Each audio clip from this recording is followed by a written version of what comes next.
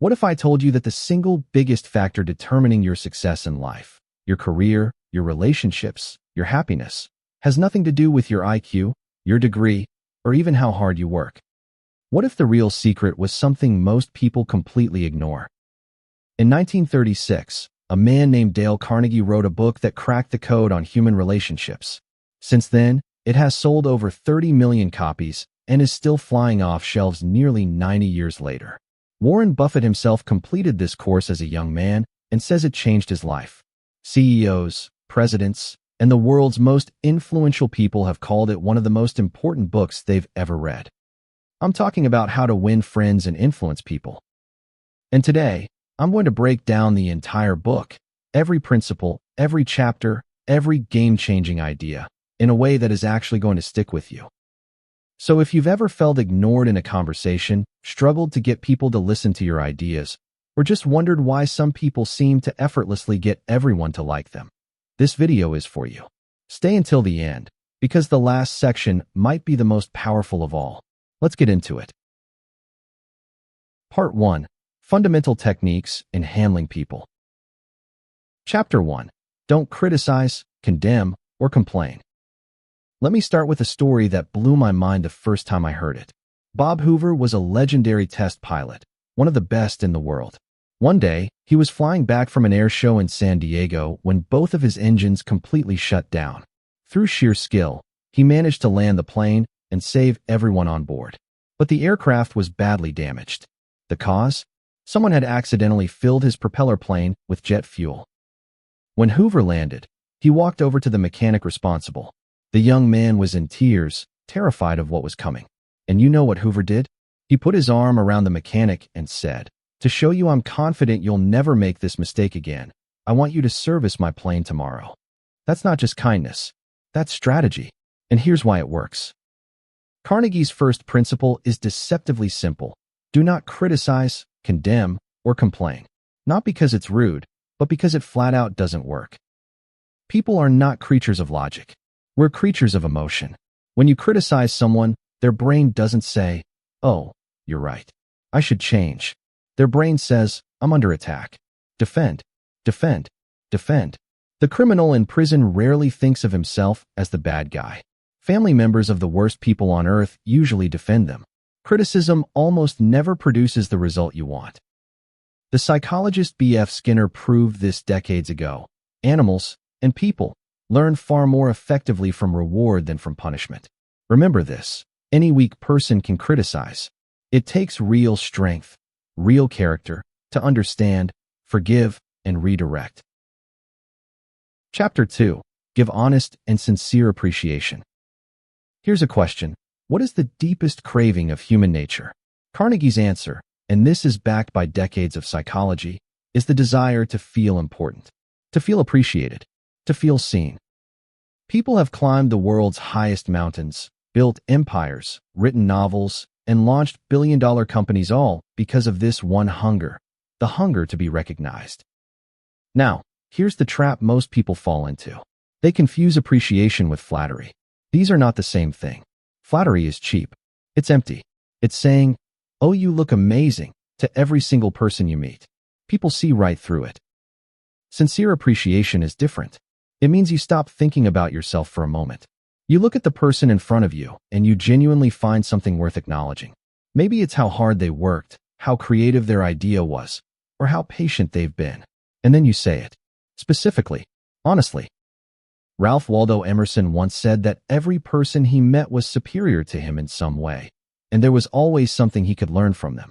Imagine approaching every single person in your life with that mindset. How differently would people respond to you? The next time you interact with a tired cashier, a stressed-out coworker, or a friend going through a tough time, try lighting a small spark of genuine appreciation. Watch what happens. Chapter 3. Appeal to the other person's interests. Alright, quick analogy. You love cheesecake. When you go fishing, do you put cheesecake on the hook? Obviously not. You use a worm. Because that's what the fish wants. So why do most people approach conversations, negotiations, and relationships by talking endlessly about what they want? Carnegie's principle is this. The only way to truly influence another person is to figure out what they want and show them how to get it. Andrew Carnegie, no relation to Dale, once bet someone he could get a letter back from his nephews who never wrote home. He wrote them a letter, mentioning casually at the end that he was enclosing a $5 bill for each of them, but then forgot to include the money. Sure enough, the replies came flooding in. Why? Because he talked about what they were interested in. Before you say anything, in a negotiation, a job interview, a sales pitch, even a conversation with a friend, pause and ask yourself, what does this person actually want? And how can I connect that to what I'm about to say? This one shift in perspective is worth more than 1,000 persuasion tricks. Part 2. 6 Ways to Make People Like You. Chapter 1. Become genuinely interested in other people. What animal is universally loved? What animal do people of all ages, all cultures, all backgrounds instantly feel good around? A dog. And think about why. A dog doesn't care about how much money you make or how impressive your resume is. The moment you walk in the door, a dog acts like you are the most important living creature on the planet. Pure, unconditional, genuine interest. Carnegie says that's the key. People are not primarily interested in you or me. They're interested in themselves, their problems, their dreams, their lives. The fastest way to become someone people love to be around is to be genuinely fascinated by them. Next time you're in a conversation, try this. Ask someone about their goals. Remember a problem they mentioned last time and follow up on it. Show interest in their life even when there's nothing in it for you. The effects will surprise you. Chapter 2. Smile. This one sounds almost too simple, but Carnegie dedicates an entire chapter to it because most people massively underestimate its power. A New York stockbroker named William Steinhardt was known as a notorious grouch. His colleagues dreaded him. His family tiptoed around him. One day, he decided to run an experiment. Every morning, before he left home, he would stand in the mirror and give himself a genuine smile. Then he'd carry that smile into every interaction. The results? In his own words, the first 2 months of that experiment contained more happiness than the entire previous year combined. His business improved. His relationships improved. His entire world shifted. And all he did was decide to smile. Why does it work so powerfully? Because a smile sends an unmistakable signal. I'm happy to see you. You matter to me.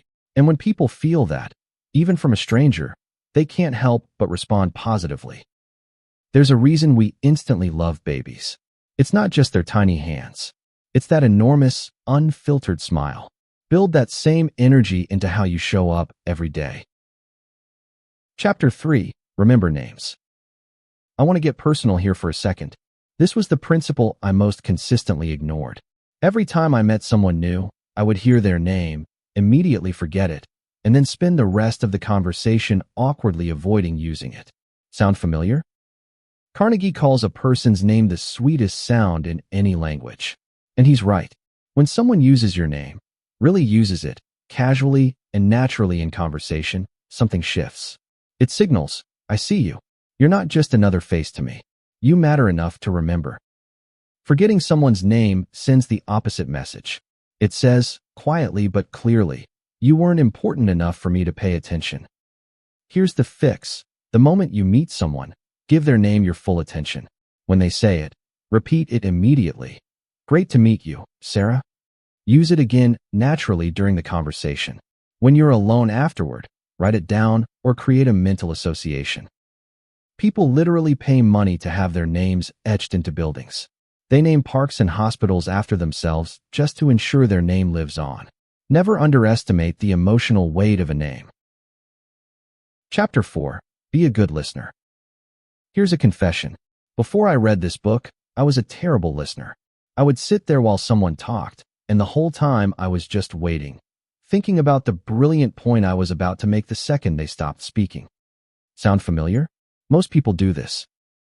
Carnegie tells a story about attending a dinner party where he met a botanist.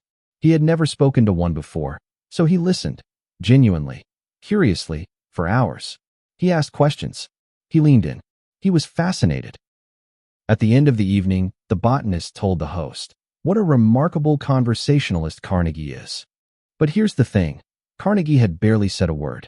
He had just listened. Think about that. The most memorable conversation in that man's evening was one where the other person mostly stayed quiet. To truly listen, you have to stop preparing your next sentence while the other person is still talking. You have to actually be there. And the benefits go both ways. The person talking feels heard and valued, and you learn things you never would have if you'd been too busy waiting for your turn. Chapter 5. Talk in terms of the other person's interest. Carnegie comes back to the fishing analogy. Use the bait the fish wants, not the bait you like. Before any important conversation, ask yourself, what does this person care about? What are their goals, their passions, their frustrations? Then frame your conversation around those things. Think about it this way. If someone came up to you on the street and said, "Hey, can you subscribe to my YouTube channel? I need to hit my numbers this month," would you care? Probably not. But if they said, "Hey, I create videos that can help you build better habits and think more clearly, and I think you'd really get value from them," now that speaks to you. That's exactly what I'm trying to do right now. This video isn't about MY numbers. It's about giving you something genuinely useful. Frameworks you can apply today to make your relationships better, your career stronger, and your life more fulfilling. And if you're getting value from this, smashing the like button and subscribing helps me keep making content like this for you. That's a trade we both win from. Chapter 6. Make the other person feel important. The final principle in this section ties everything together. Make every person you encounter feel like they matter. Almost everyone you meet feels, in some way, that they are underappreciated. They do their job and nobody notices. They share an idea and it gets brushed aside. They show up every day and no one says thank you. You can be the exception.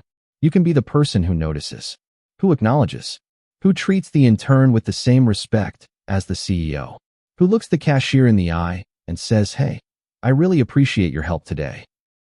This isn't about being fake. It's about choosing to see people. And when you do that consistently, without wanting anything in return, people are drawn to you like a magnet. Part 3. How to win people to your way of thinking. Chapter 1. The only way to win an argument. Ready for a counterintuitive truth? The only way to win an argument is to avoid it. Think about it logically. If you lose the argument, you lose. If you win the argument, you've proven the other person wrong, bruised their ego, and they'll spend the next week looking for any reason to prove you wrong right back. You've won the battle and lost the war. 9 times out of 10, arguments only make people dig deeper into their original position. So when you feel the urge to fight back, that's your signal to do the opposite. Listen, find the areas of agreement, and start there. Chapter 2. Show respect for others' opinions. Never say you're wrong. The moment you say you're wrong, you've made the conversation about ego. The other person stops thinking about the actual issue and starts defending their identity. Carnegie gives a brilliant example. He had a friend who criticized some expensive curtains he'd bought, and Carnegie immediately got defensive and started arguing that they were worth every penny. But later, a different friend came over and casually praised those same curtains, and then gently mentioned that they seemed a bit overpriced. That same Carnegie cheerfully agreed he'd paid too much. Same opinion, completely different reaction. Why? Because the second friend made him feel smart for having good taste first, before mentioning the price. Never attack a person's opinion head-on. Instead, say things like, "That's an interesting perspective. I'd never thought of it that way. Can I share mine?" Open, curious, not combative. Chapter 3. Admit when you're wrong, quickly and enthusiastically. Carnegie was once walking his dog without a leash in a park where it was prohibited. A police officer caught him and let him off with a warning. But Carnegie kept doing it, and soon the same officer caught him again.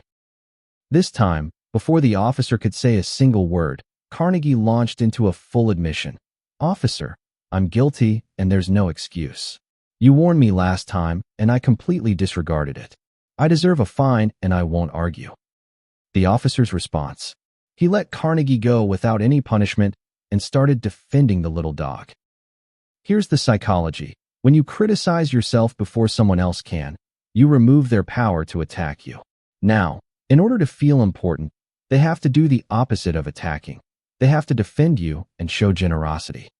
Admitting your mistakes isn't weakness. It's one of the most disarming, powerful moves in human interaction.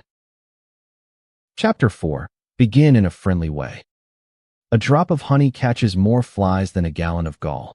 When you approach someone with hostility, you get hostility back. When you approach with warmth and genuine respect for their position, even if you disagree, people's defenses come down. Carnegie tells the story of someone whose landlord suddenly raised the rent. Instead of fighting it, the tenant sat down and told the landlord how much he loved the apartment, how well it was managed, and how much he genuinely wanted to stay, but explained that the new price was beyond what he could afford.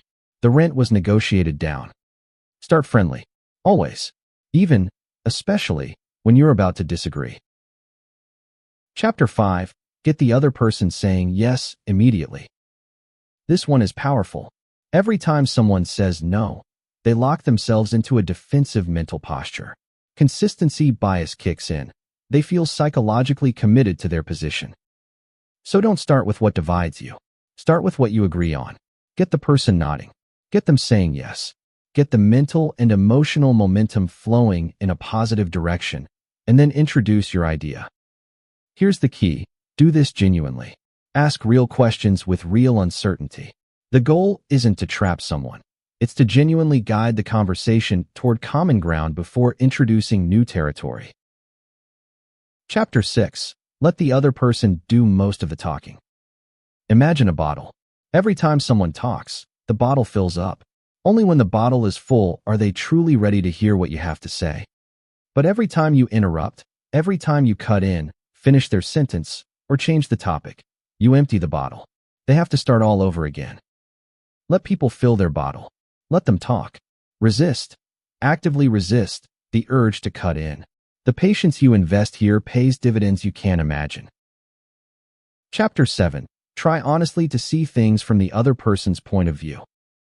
If you had been born into the same circumstances as the person across from you, same parents, same experiences, same brain chemistry, you would, by definition, have arrived at the exact same conclusions they have. This isn't an excuse for wrong behavior. It's a tool for understanding it. And when you truly understand someone's perspective, your ability to communicate with them and influence them multiplies dramatically. Before your next difficult conversation, ask yourself, if I were in their shoes, how would this situation look to me? Chapter 8. Be sympathetic. People who are angry or upset don't want a logical counterargument. They want to feel heard. They want someone to acknowledge that their frustration makes sense, even if it isn't entirely rational. The magic phrase Carnegie suggests? Something like, I completely understand why you feel that way. If I were in your position, I'd probably feel the same. This disarms people. It says, I see you. I'm not your enemy. And from that place, real dialogue becomes possible. Chapter 9. Let the other person feel like the idea is theirs. People love their own ideas, not because they're egotistical, but because when an idea is theirs, they're invested. They're motivated. They'll fight for it. Carnegie says, instead of pushing your conclusion, guide people toward it through questions. Plant the seed and let them grow the plant. Then, when they arrive at the idea, celebrate it as theirs. I used this personally in a negotiation with a very difficult counterpart. Instead of pushing my position, I said, you clearly know this space better than I do. What do you think a fair solution looks like?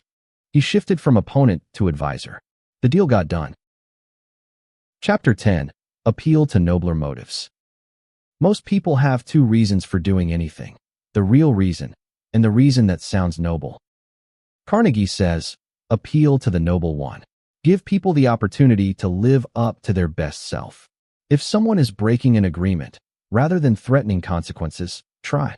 I've always thought of you as someone who keeps their word. I believe you'll do the right thing here. Now they're not just honoring an agreement, they're defending their identity as a person of integrity. Chapter 11. Dramatize your ideas. Stating a fact is forgettable. Making it vivid is unforgettable. When a cash register salesman wanted to show a store owner how many customers he was losing, he didn't recite statistics. He physically threw pennies on the floor for every customer walking by in a slow checkout line. The owner never forgot it. When Steve Jobs introduced the iPod, he didn't say 1 gigabyte of storage. He said, 1,000 songs in your pocket. When I was wrapping up an internship, I didn't present a boring list of tasks I'd completed. I opened with, my work this summer saved this company $133,000. Every single manager in that room leaned forward. Find the visual, the analogy, the dollar figure. Make people feel the impact. Don't just describe it. Chapter 12. Throw down a challenge. When nothing else motivates, competition does. The desire to prove yourself, to not be second, to rise to a challenge. It's a fundamental human drive. Carnegie's tactic: question someone's capability, gently, and watch them rise to meet it. I know this is a tough ask. It takes a certain kind of person to pull this off. Suddenly, the person is motivated not just by the task, but by the chance to prove they're the right person for it. Part 4. How to change people without giving offense. Chapter 1. Begin with praise and honest appreciation. It's much easier to receive hard feedback after someone has sincerely acknowledged what you've done well. But here's the crucial twist: make it specific. Specific praise sounds sincere. Generic praise sounds like a performance. Don't say "great job." Say, "I noticed how methodically you organized that presentation. The structure made it really easy to follow." That lands differently. Chapter 2. Call attention to mistakes indirectly. Watch this subtle but powerful language shift. Version 1. You've been working hard, but your accuracy has been terrible lately. Version 2. You've been working so hard, and if we add a quick proofreading step to your process, your accuracy rate is going to be exceptional. Same message, completely different emotional impact. The word, but, erases everything that came before it and builds on it. Or, show people by doing it yourself first. John Wanamaker, a retail legend, once saw a customer being ignored while his sales staff chatted. He didn't lecture the staff. He simply walked over, served the customer himself, handed the purchase to the staff to be wrapped, and walked away. No words needed. Chapter 3. Talk about your own mistakes first. Before you give someone feedback, tell them about a time you made the same mistake, or a similar one. Make the mistake human. Make it normal. Take away the shame. I used to interview students for internships, and I noticed that stress was shutting them down.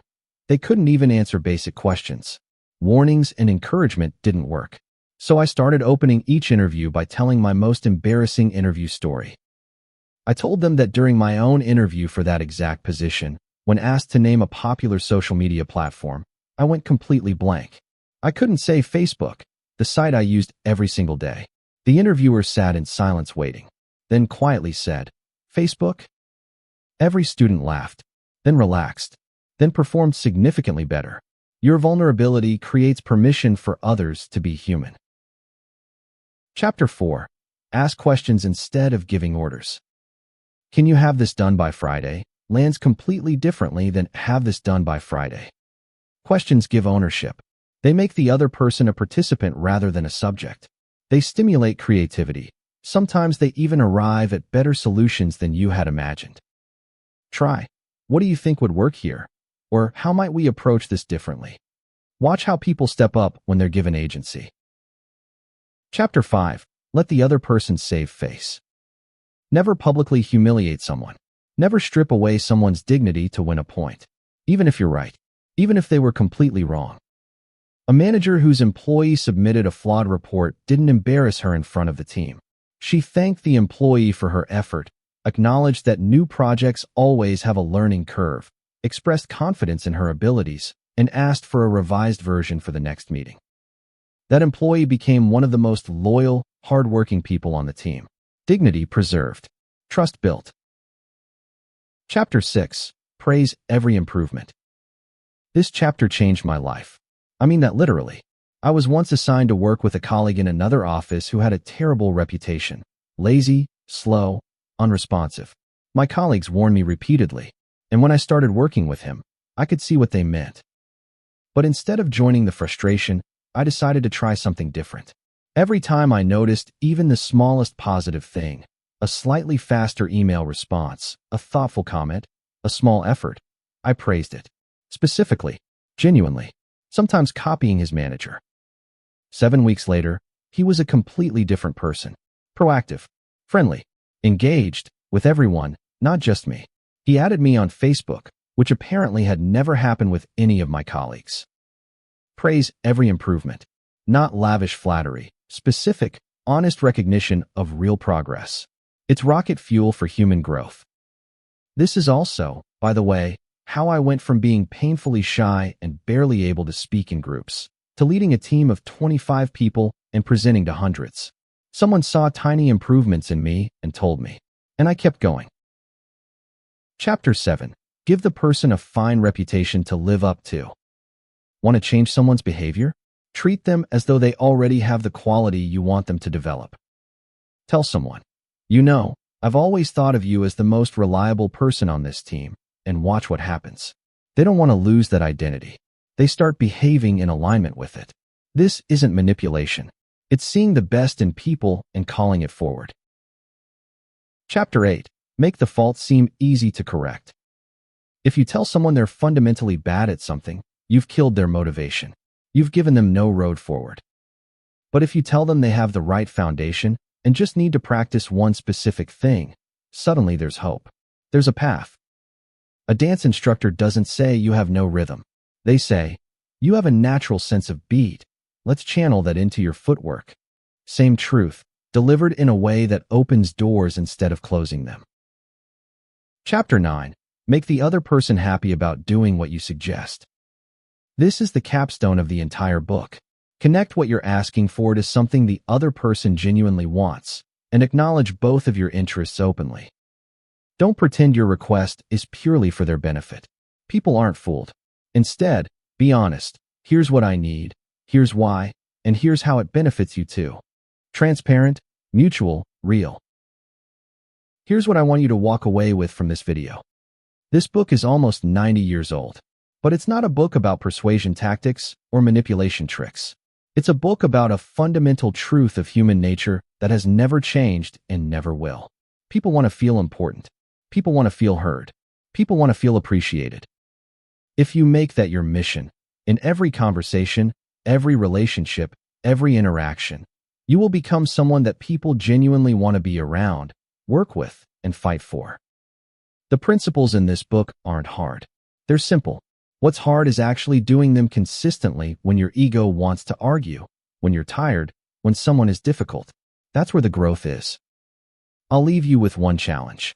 Pick just one principle from today's video and apply it this week. Just one.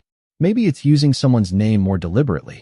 Maybe it's really listening without planning your next sentence. Maybe it's offering sincere, specific praise to someone who needs it. One principle, 1 week. See what happens. If this video added value to your day, if even one idea landed for you, I'd genuinely appreciate a like. It takes 2 seconds, and it tells me that content like this is worth making more of.